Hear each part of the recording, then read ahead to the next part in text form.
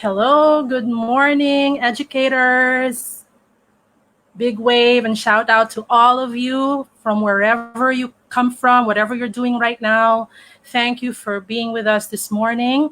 This is a series of live learning sessions that Vibal has put together. And I hope that this morning you are ready to learn as one in the Philippines. Don't forget that hashtag LearnAsOnePH because we have a lot of things to talk about, a lot of sharing, a lot of experiences. I'm sure that you are feeling the crunch right now of COVID, but then that should be the trigger and the impetus for us to really think about what we should do next as educators. And so, are you ready to begin? Because I am. Let's start the morning with our title slide.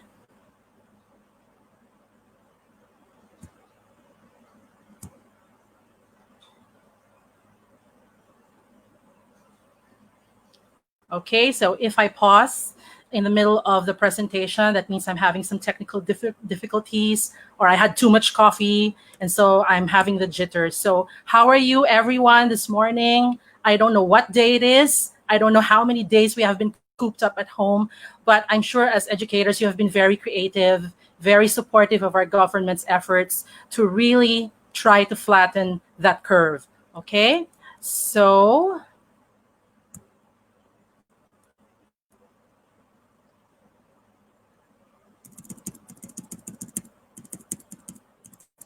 also, I will be pausing for a few seconds whenever there's a question, Dora the Explorer style, so that you have time to reflect. You have time to maybe answer the question in your mind, or maybe you can type in your answers in the comments. I hope that Vibal will help me choose some questions that we can answer later on, and I'll try to answer them. So there, again, once again, please share this presentation because we want to get as many people as possible to really share learning experiences with us. And if you have watched the previous presentations, they're outstanding. They were really awesome. And they gave us an idea of what to look forward to. I hope that Vibal will continue with these learning sessions. It's very good of them to really put this together because we as educators need to continue learning, and the best way to do that is to learn from one another. Okay. Once again, the hashtag is LearnAsOnePH, and I believe that Vibal will be giving out digital certificates for this. Okay.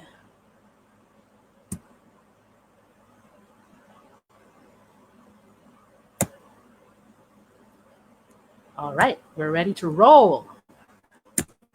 Okay, so the topic that we're going to discuss today is rapid transitioning to hybrid education in the time of COVID. To be more specific, it's how school leaders and educators can respond proactively and lead with technology in a rapidly evolving educational climate. Now, that's quite a mouthful. We will try to break it down in a bit.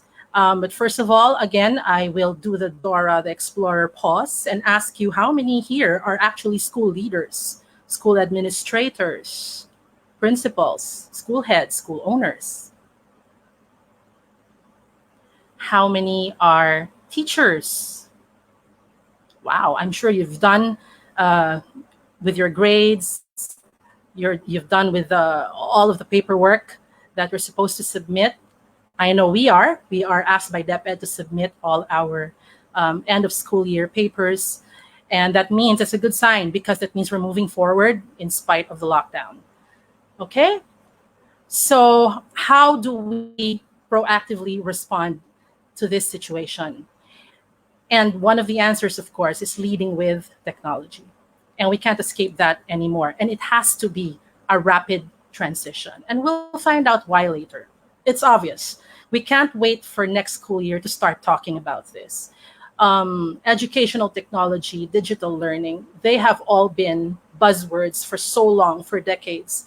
But I think we as schools and as teachers, administrators, we need to stop dragging our feet and really face this challenge head on. We're still on lockdown, therefore we have time to think and we have time to plan, okay?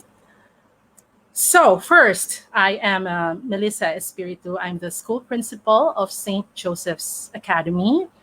The school is 103 years old, and maybe you're more familiar with the parish church that manages us, and that is St. Joseph's Academy, St. Joseph's Parish of Las Piñas, also known as the Bamboo Organ Parish. And so I'm sure, like me, you miss your respective schools. You miss going through those doors, greeting your students, being greeted by the guard. You miss the daily grind, the classes, the classrooms, even the little quirks and problems that beset you every day. You miss them. And we pray that this crisis will end so that we can all come back to our schools and feel the atmosphere of our schools. However, reality check, we're still here at home, and we are still wondering and hoping that if only we had the power to create the vaccine, we would. No, but that's not happening anytime soon. And the reality is transitioning to digital education. It's not supposed to happen overnight, but now COVID-19, the crisis dictates that maybe we should think faster than we used to. Now, some companies, say that digital transformation is years away. This is a cartoon that I just picked up online. But if people think that they can wait for change to happen and not make it happen themselves, then that COVID thing, that virus, is going to hit us in the face, and it's going to take over our lives. And many school administrators are, really finding solutions to make sure that the school year actually opens, whether it's in June, August, July, we don't know.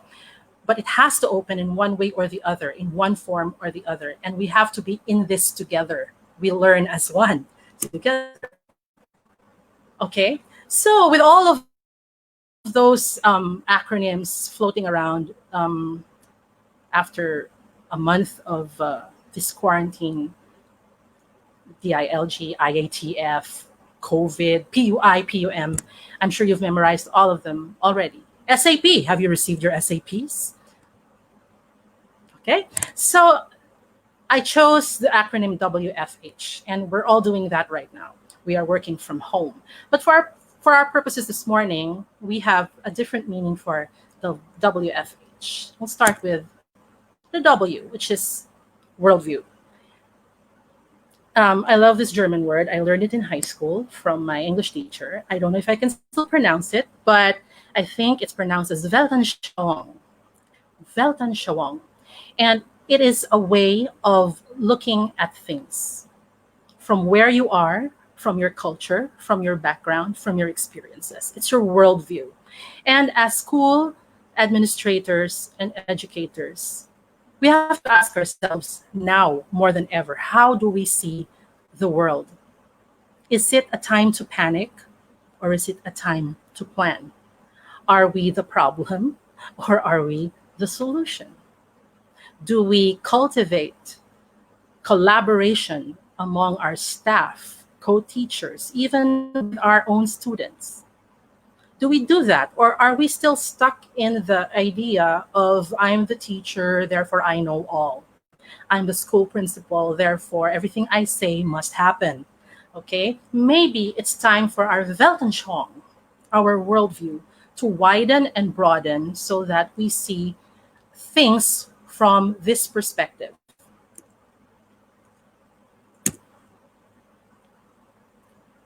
Okay, so once again, these are our attitudes, values, our experiences. Experience is the best teacher after all. And then expectations. Are they met or unmet? About the world, which will inform our thoughts, the way we think, what we do, and most importantly for school leaders, our decisions. What are we going to do when this crisis continues? And what do we do after? And we have faith that this virus is just that little thing that will go away. God will make it happen, and we will make it happen. But when it does, that's another challenge. Where do we pick up the pieces? How do we pick up the pieces?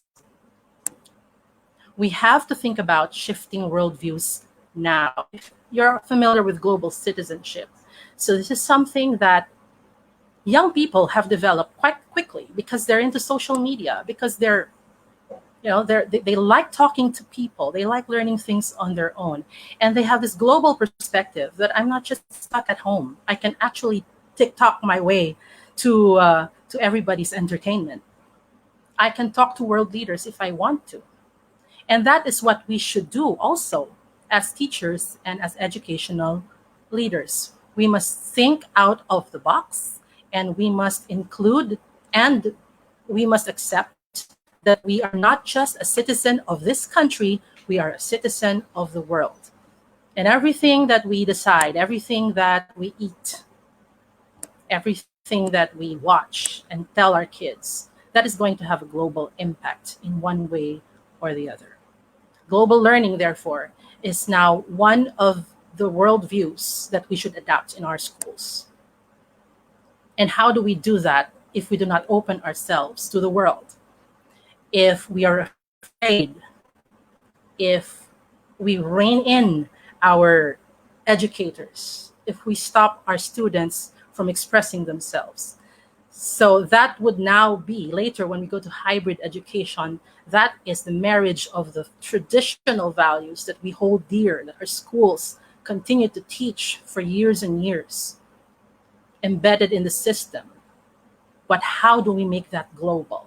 So that when a child graduates from our school, he doesn't just carry the school's name with him, but he carries the weight and even the triumphs, the challenges of the world. And that will make him a better person, I believe. Global mindset. With social media, with the digital age, it's so easy now to see what other countries are doing in terms of navigating or maneuvering around the virus. There's one guest in the CNN program. I think she was the Undersecretary of Homeland Security. And she was saying that none of us right now have the weapon to destroy this invisible enemy. What we can do is to maneuver around that enemy, live with it while it's here.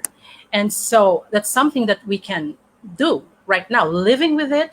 I'm talking to you right now, you're listening to me right now, we're communicating, because that's our mindset. We have to keep on working, and we have to keep on learning, and we have to keep our schools alive. And then finally, quite paradoxical, but when you say global yet local, you can see that a global-minded person is able to adapt to a local situation and maybe get global perspectives and solutions to local problems. And also, we will understand that we're not alone. The problems that we have in society, in our schools, in our families, is something that is shared across the world, like mental health, like discrimination, like LGBT issues. It's not just us. The whole world is involved whenever something somewhere in the world happens. And we have to open ourselves to that as schools and as educators. So that's the worldview that sets the context for how we are going to shift rapidly to hybrid education. Okay? And I just like to share with you this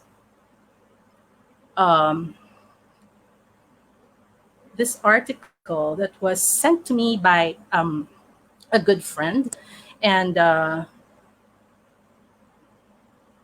it's about emergency remote teaching versus effective online education.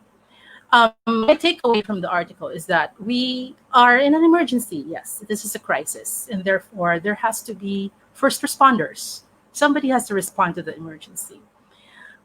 Well, thankfully, we educators are not really first responders. We are backliners. We are waiting for things to happen, taking our cue from frontliners, but it doesn't mean that we should be complacent. Okay? And so, in our everyday role as educators, I think we now come to understand that this is the new normal. This is going to be the new normal. A very basic example, we go about our day at home. We cook, we wash dishes, we do the laundry, we watch TV and all that. But I'm sure you have set aside time to talk to one another with your staff, with your colleagues, and even with your teachers. I know in my school, in St. Joseph's Academy, that there were still a few students who were unable to defend their capstone project. So those groups had to do it online. And it was a wonder to behold. And we continue to do that. The school is also participating in a lot of global conferences. We have been doing this way before COVID, trying to solve local and global problems together with students from around the world. So if it can be done, it can be done. And now it has to be a new normal. It doesn't have to be something that we just thought of or you do in an emergency. Okay, so according to this article, okay, our emergency response, that's valid. So when the virus abruptly cut all of our routines, our exams, our classes, our clearance signing, all of that, we went into emergency mode. So I know that some schools opened portals for online testing. Some people did a lot of Zoom work, and a lot of meetings took place in Zoom and other platforms. But we can't live in an emergency forever. So the article is saying that we have to think about effective online education as part of our rapid shift to hybrid education. So it says here that effective online learning results from careful instructional design. It has to be part of our school improvement plans. It has to be in our strategic plans. If it's not there yet, then it has to be. It's part of our daily lesson planning. It should be a systematic model for design and development, and it's something that doesn't, you just thought about this, oh, I'm going to give an assignment via Facebook, and that's it. The design process and the careful consideration of different design decisions have an impact on the quality of the instruction, because the bottom line is we still desire for quality education. And it should not be sacrificed just because we went online, we did blended learning, we did distance learning. The goals are the same. It's just the mode of delivery that we're starting to shift. So in this careful design process that will be absent in most cases when we do emergency shifts. So now that we're done with the emergency part of our roles as administrators and teachers, then it's about time, if we haven't already, effective online learning, instructional planning online, that has to be done. It's our worldview now. It's how we will see education from now on. Whether we will start in July or August, it has to be done. And even DepEd is saying that if they will shift the opening of classes to sometime in July and August, it's going to be permanent. And I agree. It's no longer just an emergency response that this year we start in August, next year. I believe that the feedbacks DepEd gets from educators like us, they're very important. Parents also, our stakeholders, and their opinions are very important. Okay, so because it's rapid transition, so we do it now. There's no other time. But the question is how? How? Which brings us to the letter F. Okay, so flexibility. I think schools and teachers need to develop this as soon as possible. If we have been very cooped up inside our boxes and we still think in silos or independent traditional models. We have to loosen up a bit. Again, we cannot dictate when this crisis will go away. And even if it does, and we're able to rise up from the ashes of this crisis, there are other pandemics. There are other things that will disrupt our classes. There are other challenges along the way, and many of them may be permanent. So adapting to these changes is very important.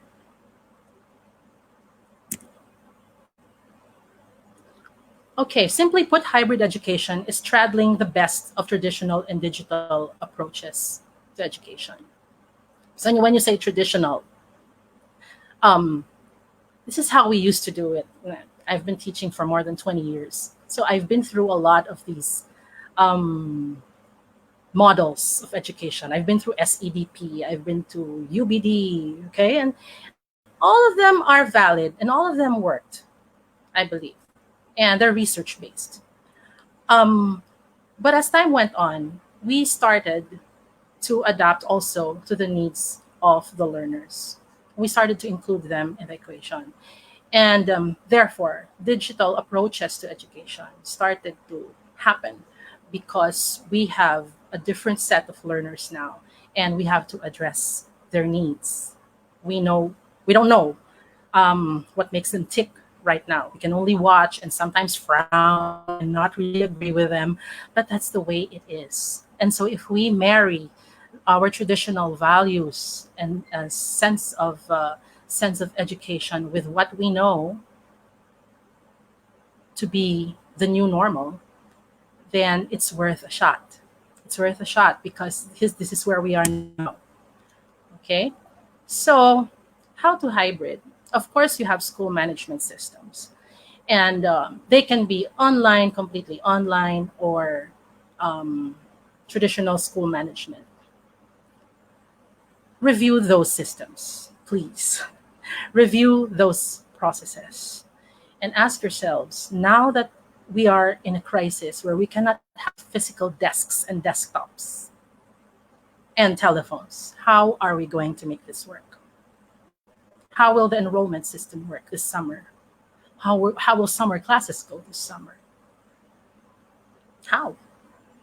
So blending our traditional systems with new ways of disseminating this, it's a must. Okay, now I'll just look at two examples under the management system of a school, and one of them is our school policies. The other one is office protocols. School policies, for example, not just because it's an emergency. We also have to take a look at our student handbooks, our disciplinary processes. Okay, are they responsive to the kind of students that we have now? And student handbooks have to be a collaborative process. It's not just made by the office of the prefect or guidance counselors or the school principal. It has to be a collaborative effort. And in fact, students can be, you can ask them what school policies they find difficult to understand or to follow. So student participation is important in certain school policies. For example, the mobile phones that we don't allow in our schools. Let's rethink that. Because to go into online education, we might need to allow cell phones to be brought to school. Okay? Office protocols. So again, many of us were caught off guard. We left a lot of things on our desks. Okay? So if this is going to continue happening, and if we're going to go online in the near future, then why not put all of our files in the cloud, in a secure cloud? And there are a lot of companies that can help us do that. Vibal is one of them. If you are also a G Suite school and you have all those Google apps at your disposal, Google Drive, for example, you can bring them there. So you have a mobile office, you can work wherever, because things stop when things are on paper and nothing gets done. Your list of students is there, your list of enrollees is there. You need them. You need them so that you can continue working. And then after this crisis, it would be so much faster, so much more streamlined if you have these protocols in place in the cloud. You can just pull them out whenever you want. Just make sure that you do have a secure system, and you can also use the data.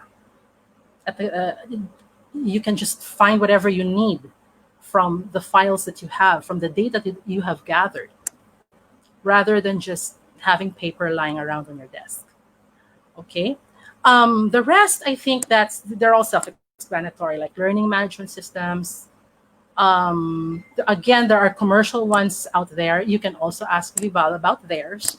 You can try out things that fit your requirements. For example, how many students do you have? That is crucial. What is the classroom student-teacher ratio in the classroom? That is also crucial. There are the questions that you have to answer before you sign up for a learning management system.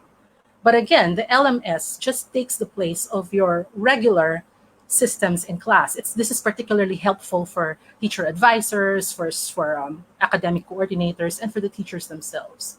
I'll show one example later on. It's something that you can use for free. Okay, virtual classrooms too, like what we're doing now. And I'll also show you one way of presenting wherein you record your video or your lesson ahead of time, and then you can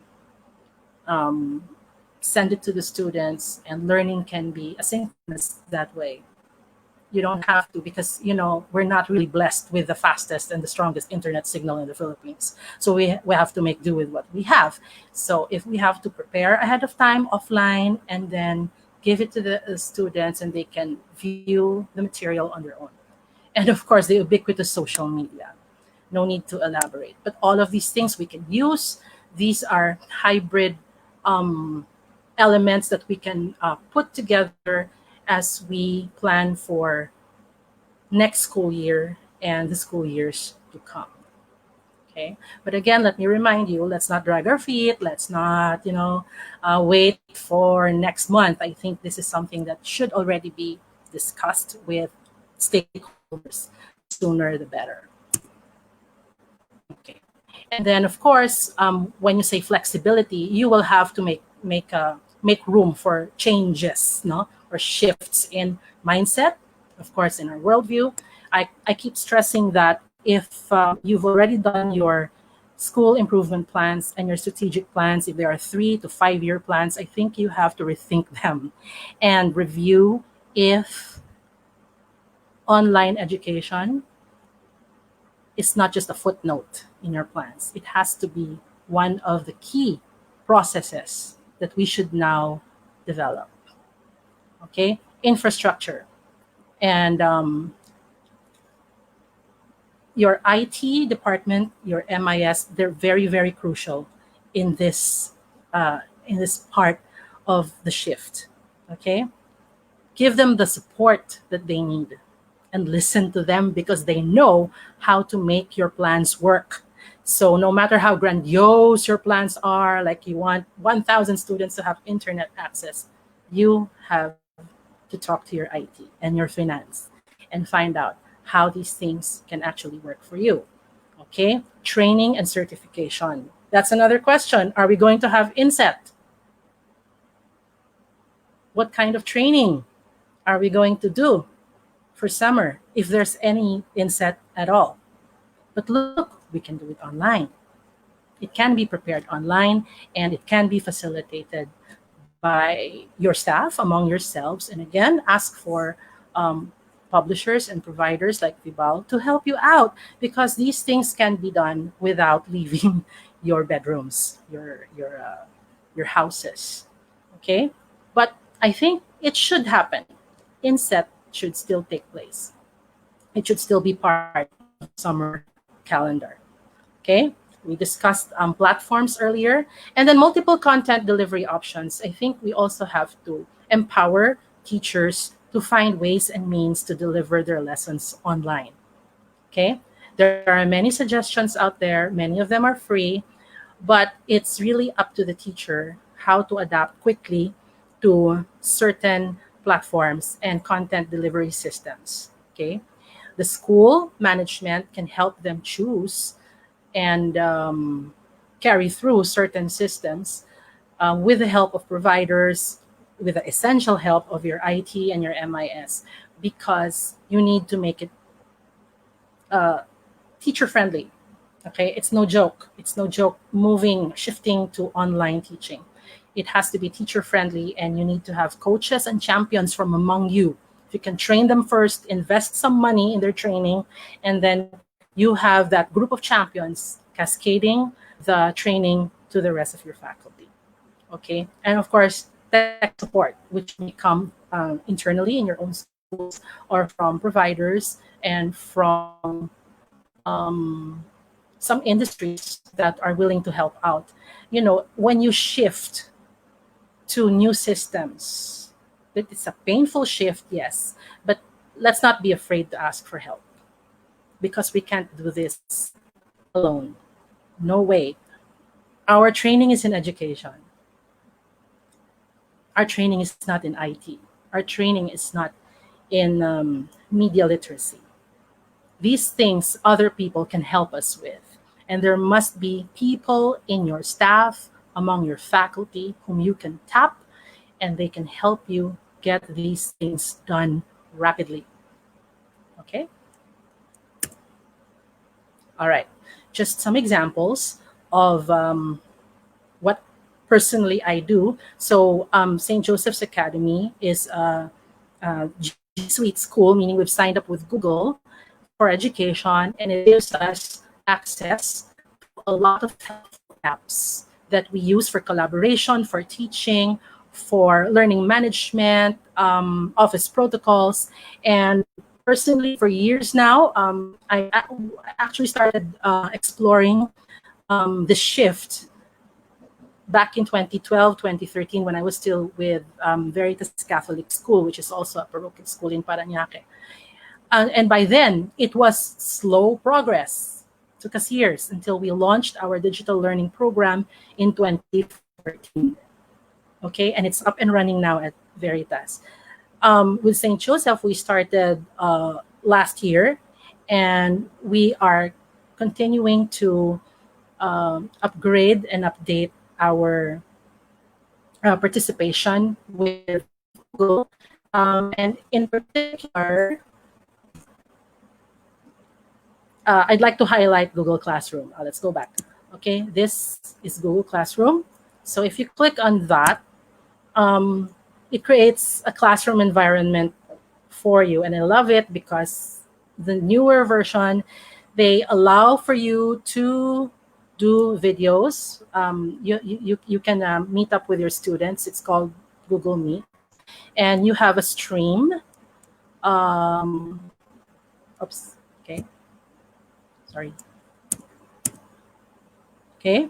And you can create all sorts of things like assignments, quizzes, and you can post them, and then your students can view them. It's very secure because you need to be creating the classroom as a teacher, and you send out the class key to the students, and only those students in your class will be able to view.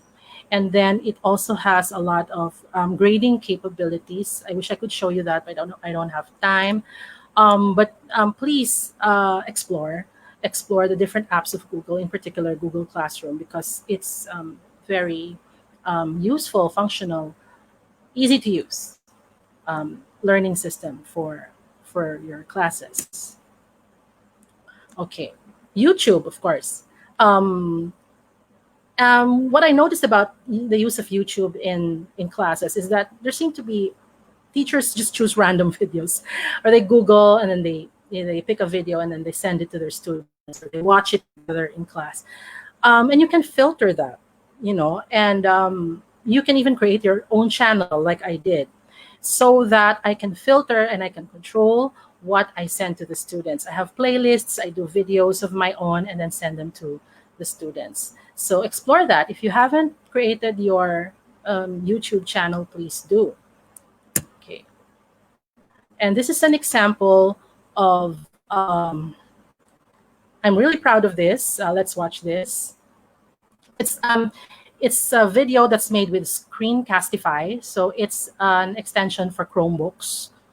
And it lets you record your video. You don't have to show up in the video. I use this because I'm also an English teacher. I use this for my Shakespearean language class. So this is an example of what you can do. You have plenty of time. You can make videos of your own. Hi, welcome to Shakespeare, the Sentence Breaker. This is our third quarter lesson, Introduction to Romeo and Juliet, Part 1A, Shakespearean language. You know, we all know that Romeo and Juliet is one of the most beautiful tragedies. That's me talking. All right, let's skip to. You can also teach grammar. Okay. You can teach grammar even as you teach Shakespeare. There's your subject and there's your verb. But Shakespeare will say, knows he. The verb comes before the subject.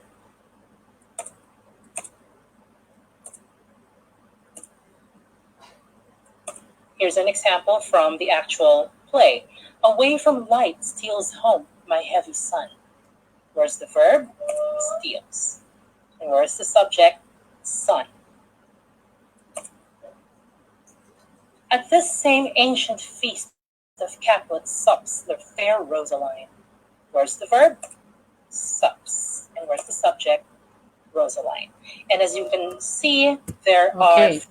So why did I do that? Why did I not teach it myself? Because I wasn't there. I had to go abroad for 2 weeks. And so all of my lessons were done this way. And then I spaced them out. I sent them to the students during their classes, before their classes, so they can view it together. And then I sent along some exercises as well. And we did some FaceTime for a few minutes. And that was it. Nothing wasted. No time wasted. And at that time, it was an emergency. But I think that with careful planning as part of our action plans for this school year, we can have videos like this that we've done ourselves. We can have archives of videos, let's say from Khan Academy, from TED Ed, and all those other sources that we can put together and make it a part of our daily lesson planning. If you use it, that means it's necessary. You're not able to teach them face-to-face on that day. It's just there. And for reinforcement, because this is a very inclusive system, you can have absent students view the videos when if they're unable to be there, the students who are sick, or those who are just unable to go to school for some reason, they are able to access the lessons that you prepared for them. Okay, another example is TED Ed, and they have a lot of animated videos you can choose from. So for videos on pandemics, so just click them and it will lead you not just to the video, but here you have to sign up. You have to have an account, and then you can make exercises, type questions for your students. Sorry, go back. Okay, so it's not just the video that you are projecting and then you just leave them to talk about it randomly. You have a set of questions that they need to answer, and this is an example. But you have to sign up for TED Ed first. Okay, so that's what basically I mean with flexibility. You have all the tools at your disposal. You just have to look for them, and again, ask for help in blending, making it hybrid. The best of the plans that you've made on paper, transform them into something that can be used online. Okay, and of course, the letter H is harmony. We're almost done. Yes, H is for harmony. So I am inspired by the theme for the Catholic Church this year. The theme is dialogue and harmony. And I think it's very applicable to what we're doing right now. We can't see each other. We're unable to communicate face to face, but we can do so harmoniously if we know the tools that can help us do that. Okay. It's also important as planners, no, as school leaders, to make sure that even though you are starting to shift to online education, that you are still aligned with national and global goals. Okay, so it's very accessible. The depth ed curriculum guides can be downloaded anytime, and you can use that as your reference. There's so many other global sites that you can check out and supplement with the materials that you have on hand. Again, you have to be aligned. And when I say supplemental, try to think of ways to develop your own archive of learning materials and add that to your plans so that you have everything for every occasion. If you are sent on a seminar for 5 days, at least you have something that actually works instructionally and not just something that the students will do because you're not there. Okay, so the poor substitute will just have to sit there and wait for the end of the hour. They have to be productive even if you're not there. Okay, this is very important. Involve stakeholders. Your students, as I said, they should be recognized as well. Their needs, their challenges, their fears, and the parents as well. For example, we are asked to collaborate with parents in planning our graduation ceremonies, and that's a good thing. We need to ask them what works best for them. And in the end, this collaboration, this participation, and this consultation process will really make things easier for us because the burden is not just on one person, on the school leader, to make such decisions. Okay? Break the silos and work collaboratively. We are so used to working in our own respective departments and offices. That has to be broken, both physically and figuratively. And let people share resources. HR and academics, general services, the library, the canteen, we all need each other. Not just because there's a crisis, but because we need to run our schools as seamlessly as possible. How can we do that if we have little pockets and cliques that don't mesh?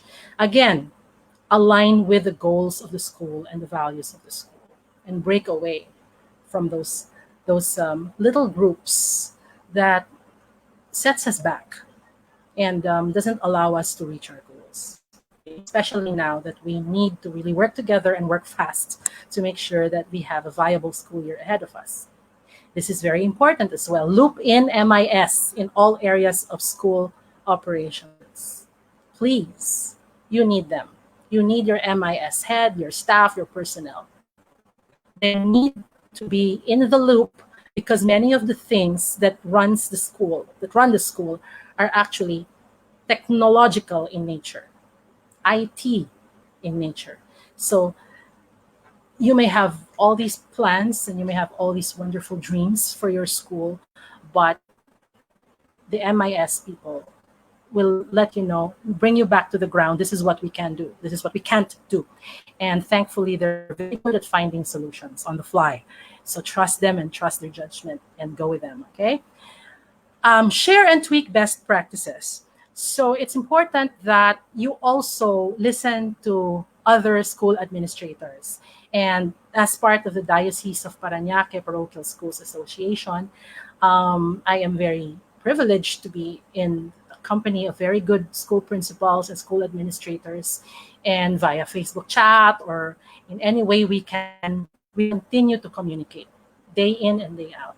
With our own management committee and St. Joseph, it's not just sharing what we had for breakfast or what we're about to do, but it's also sharing our fears.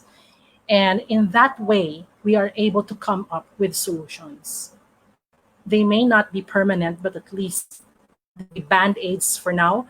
But then we will collect those band-aids and try to find a bigger and more viable permanent solution. A lot of schools are doing very well in managing this crisis. Um, Aside from basic education schools, you can also see what a lot of tertiary institutions are doing. They are so hard hit because their school years, their academic years have not ended. And so you see that different colleges and universities have different ways and different approaches of facing the crisis and still letting the students um, finish the school year or even graduate. We can learn from them as well. Okay. And finally, promote inclusivity. What does this mean?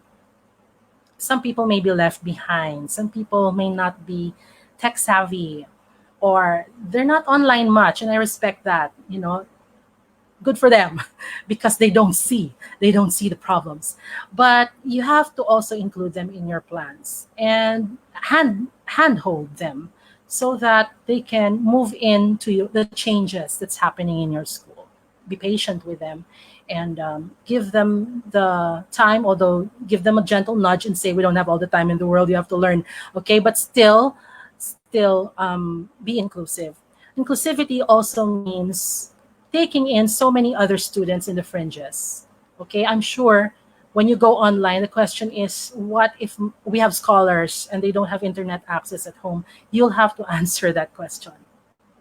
You'll have to give that much thought. How do you include them in the equation of online education? Do we need gadgets? Yes, we do. Our phone is sufficient, but you can look into laptop plans for your school, maybe. The Chromebook, the one I'm using now, works well for me for the longest time. Talk to people, talk to suppliers, get best deals, so that even the students and the teachers who really cannot afford or who cannot get into the system very quickly, they have access to it. Accessibility is important, and once they have it in their hands, once they have the training, then they can easily adapt to the situation.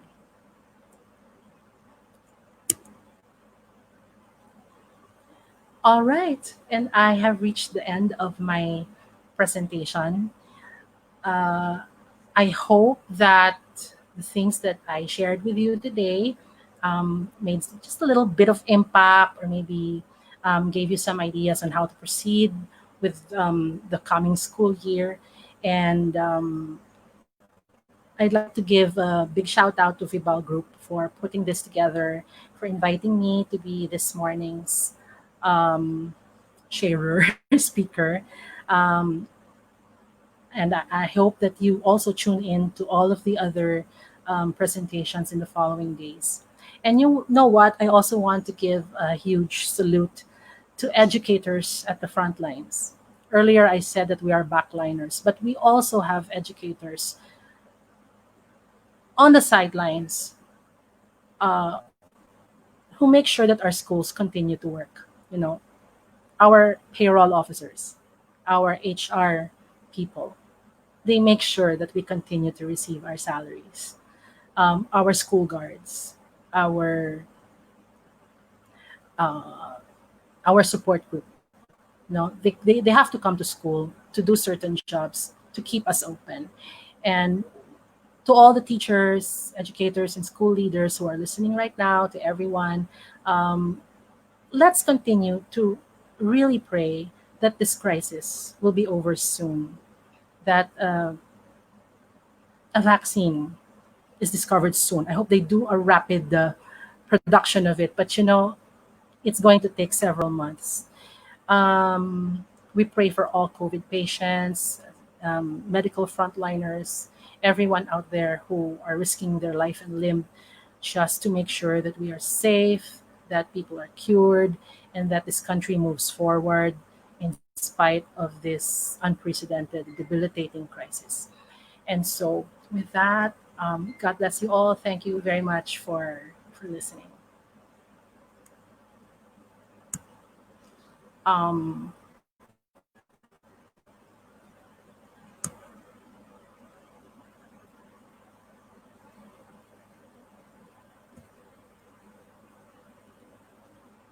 Okay. I do we have time for questions? Uh,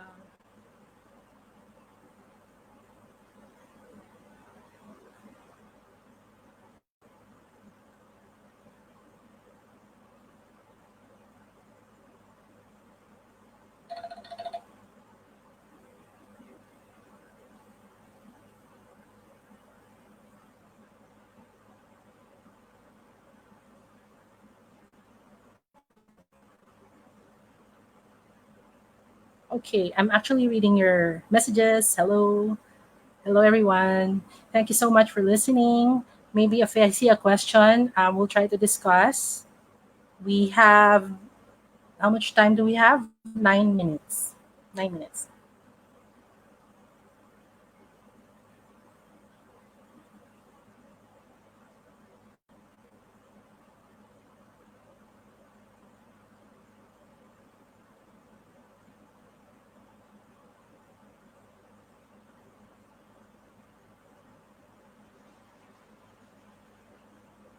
And I see that we're really joined by so many educators from around the Philippines, from many divisions in this country. It just shows that educators are really learning as one and trying our best not just to survive, but to make sure that education continues for the sake of our students, our future frontliners, future problem solvers. We have to be there for them. So it's really something um, very, I'm grateful for that. And I'm sure that after this, we will really go back to our school plans and our lesson plans and see how we can manage and move forward.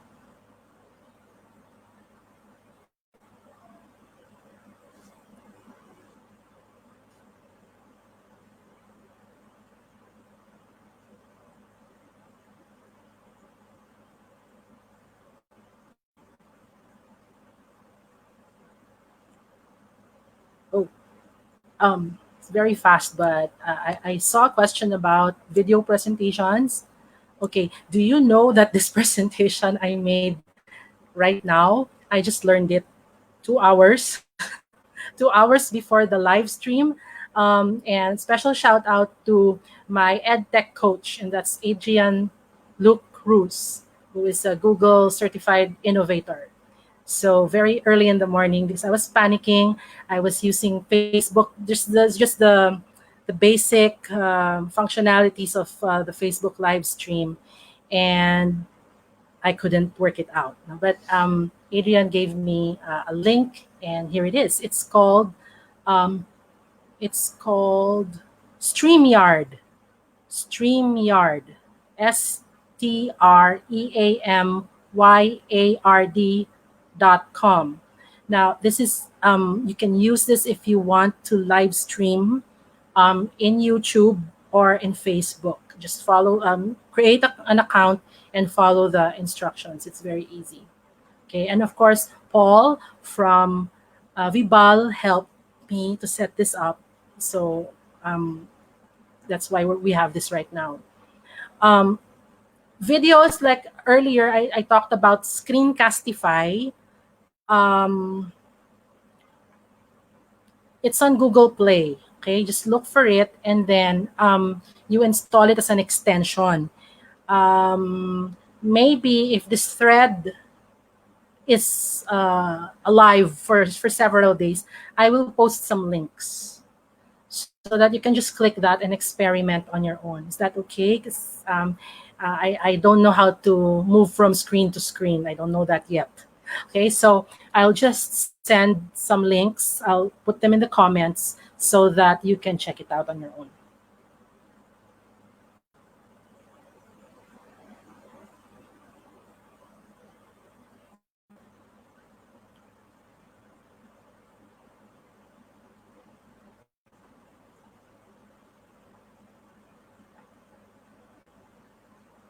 Oh, also, if you want to learn, if you want to get certificates and learn about online learning, I read yesterday that UP Open University is giving free MOOC, no, massive online courses through their website. You just go there. Again, you have to create an account. UPOU, okay, University of the Philippines Open University. So they are opening for free their courses on online learning, distance learning, and everything that we need to help us transition into online education.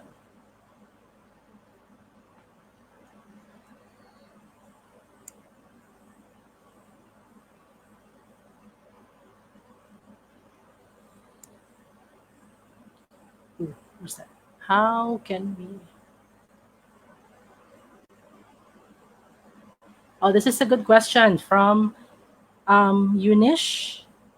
Okay, I lost it. But she's asking about digital education for preschool. Okay, of course, there are limitations to that because we have to give limited screen time to preschoolers. The for online education per se for preschools, it's really the parents. It's the parents' prerogative. We can, as educators, we can give them our lesson plans and lesson outlines, and then the parents will have to be the ones to do it for now. Um, yes, it's true that online education is really more appropriate for the upper levels, for high school in particular. For senior high school, practically in St. Joseph's Academy, we do it blended. The half the time is face to face with the teacher, and the other half would be all kinds of online activities because there is already that sense of independence among senior high school students. But for preschool, there are platforms and there are websites, kid-friendly websites that you can check out. Again, I'll post those links. But yeah, true. It's really more advisable for the upper grades. For grade school, for grades 1 to 6, there are also some activity-based websites that you can go to. But they're not really that comprehensive though.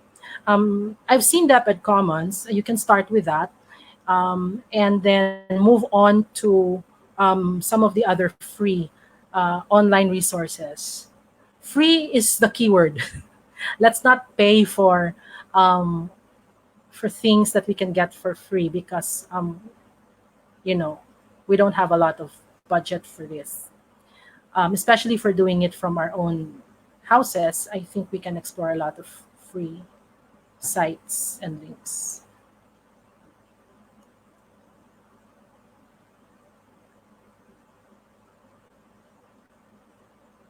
Okay.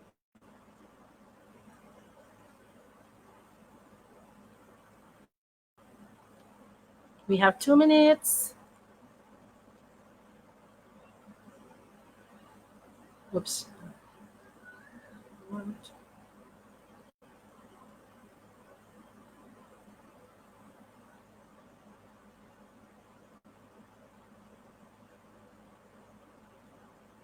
I don't see any more questions. Oh, yes. And Miss Anna Yumul. Yeah. Her question is, what are other options that we can use because most of our students do not have access to the internet, specifically students in public schools. Now, that is indeed a challenge. There has to be a way to make these lessons offline, meaning you can shift from online to offline, like what I said earlier with the videos that I did for Screencastify. Um, I can save that, I can download that as an MPEG file, or I can upload it to YouTube. In other words, when you do something meant for online instruction, you think of downloadable ways to make sure that the students that do not have internet access also has access to your material. That's being inclusive. Correct me if I'm wrong, but I think DepEd Commons is also available offline.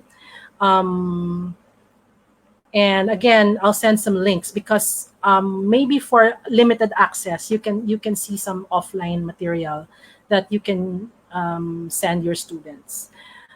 But shout out to telcos, no, and internet providers.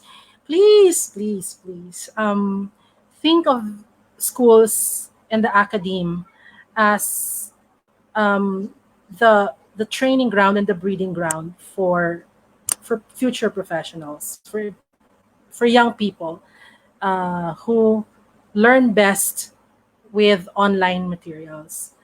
I know that many schools do not have proper internet access because it's very costly. Okay, so and it's not just the internet access per se; it's the infrastructure, all the cables that you have to do in your school, especially if you're a big school. Just imagine how many millions you have to spend just to get um, internet access for all of you. That's in your school, but what about at home? So sana magkaroon ng student edition or student pricing, academic pricing. Maybe let us ask Congress to do something about it because they're also telling us to start shifting to online education. But how can we do that if internet access is very poor? Okay, so once again, so many thanks to all of you for listening and for continuing to learn as one. Um, I hope that we were able to communicate again like this.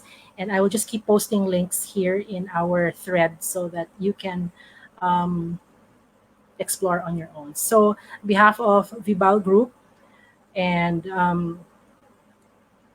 all educators out there that I've talked to and collaborated with in the past, this is their work as well because everything that we say here is something that we have experienced um, in the years that we have been working in schools and in particular with education technology.